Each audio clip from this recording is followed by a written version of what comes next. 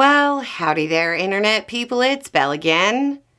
So today, we're going to talk about Iran, Trump, and instability. Lots of news today. We'll try to cover it in order of global importance. Overnight, tensions across the Middle East shot through the roof. Like everything in the Middle East, the backstory is lengthy, and even just the immediate backstory is lengthy here. But it's important to understand how we got here.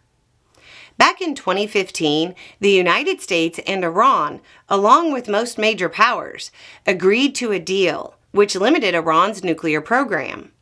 For whatever reason, Trump came to believe he could obtain a better deal and withdrew from the deal in 2018 and said he would launch a maximum pressure campaign. In 2020, when that campaign failed, Trump seemed to claim that the U.S. was still a participant in the agreement while trying to get the UN Security Council to take a tougher stance. Starting in 2021, the U.S., now under Biden, tried to get the deal back, but Iran was in a better position then, since Iran could claim that the U.S. would simply walk away, and Trump's maximum pressure campaign had made Iran more relevant to Russia. By the time Russia invaded Ukraine, Iran had more leverage due to their oil production. As the situation in the Middle East continued to deteriorate due to changes and conflicts in Syria, Gaza, and Yemen, the talks stalled completely. Trump comes back to power and reinstitutes the failed maximum pressure campaign, but talks resume. Trump seemed like he'd be able to get the original deal back, but could never close the deal. That brings us to now. Israel unilaterally launched a military operation against Iran's nuclear program, command and control, and air defenses. It's being widely described as airstrikes. This doesn't really look like it was limited to an air campaign. There are pretty significant signs that some of this was initiated from within Iran's borders, in a method not too different from Ukraine's recent drone operation in Russia. The targeting of command and control, that's leadership, also indicates a pretty extensive on-the-ground intelligence operation. As far as specifics, it looks like the chief of Iran's Revolutionary Guards, a number of key nuclear researchers, as well as other high-ranking military officials were hit. The primary nuclear enrichment facility was struck, along with a number of air defense installations scattered around the country. It looks like at least 100 targets.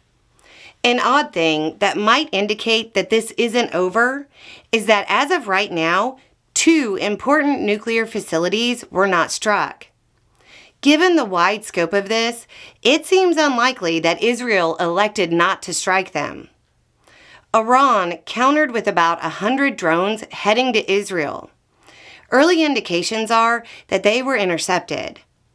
The U.S. is screaming it had nothing to do with it, but it's unclear whether that will be believed. The U.S., especially under Biden, kept a round-the-clock effort going to stop direct conflict between Iran and Israel because of the risk of it becoming a regional conflict. Iran might read the lack of U.S. intervention as permission. Reactions from world governments are as you would expect. China is saying they're opposed to violation of Iran's sovereignty. Pakistan is backing Iran. The UK is screaming for stability.